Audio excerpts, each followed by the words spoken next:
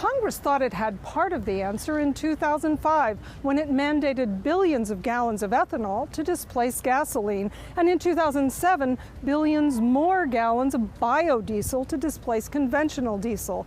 In all, some 36 billion gallons by 2022, up to 11% of U.S. consumption. Attorney and farmer Gary Bays says Congress saw two key advantages. To help use up and soak up some of the surplus corn and soybeans we have in this country. That's number one. Second reason is we do believe that we should become much more self-sufficient with regard to our fuel. Both fuels are derived from plants, and biodiesel can also be made from animal fats. Both are known technologies.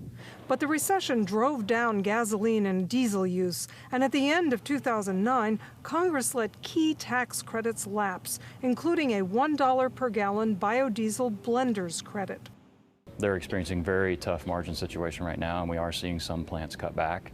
Georgia-based fuel logistics firm Mansfield Oil has been blending both ethanol and biodiesel to meet growing customer demand nationwide. So what Mansfield has seen is a struggle for the governmental entities to try to comply with the requirements, but to be able to stay within their budgets. And we've definitely seen a reduction in what we think of as, Mansfield thinks of as their appetite.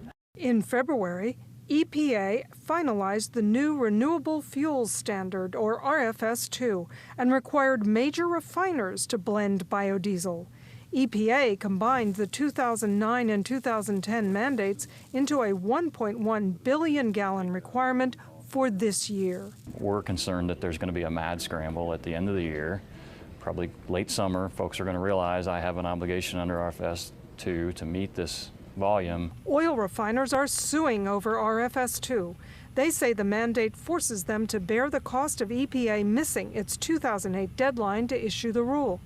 Also suing are environmental groups over EPA's decision that U.S.-grown biofuels feedstocks meet a legal requirement to cut life cycle emissions at least 20% over petroleum. EPA's data clearly shows that the biofuels that we're using today, corn ethanol, has an increase in greenhouse gas emissions as compared to gasoline. The reason why in 2022 it doesn't really look that way is because they have all these great rosy projections about what yields could be or what life could be in year 2022. Ethanol advocate Tom Bias says ethanol is actually better than EPA says because EPA has to calculate what he calls bizarre theoretical land use changes in other countries. Our direct emissions are 59% less than gasoline, so we should qualify as an advanced biofuel. And we don't because of that pretzel logic of indirect land use. Environmentalists and farmers also split on whether biofuels are driving up costs for food and animal feed.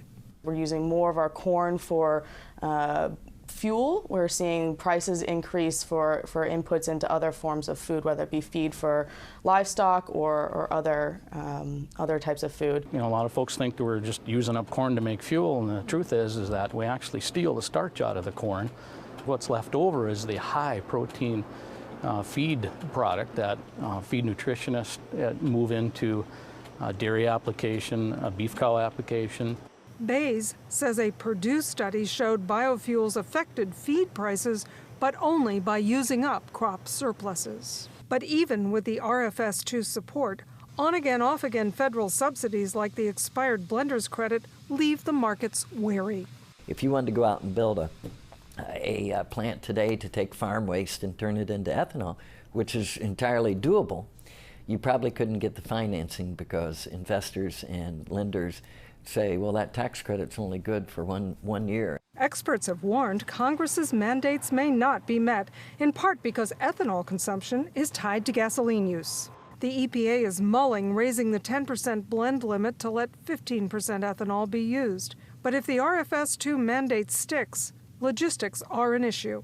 So what's going to end up having to happen is you're going to have another round of plants either getting funded or start letting more imports into the U.S.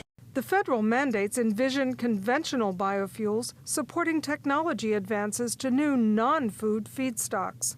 Mansfield officials say it's all their future core business. Really, renewables presents, the best option for growth. We don't waste a lot of time worrying about, picking winners or which we're going to need them all.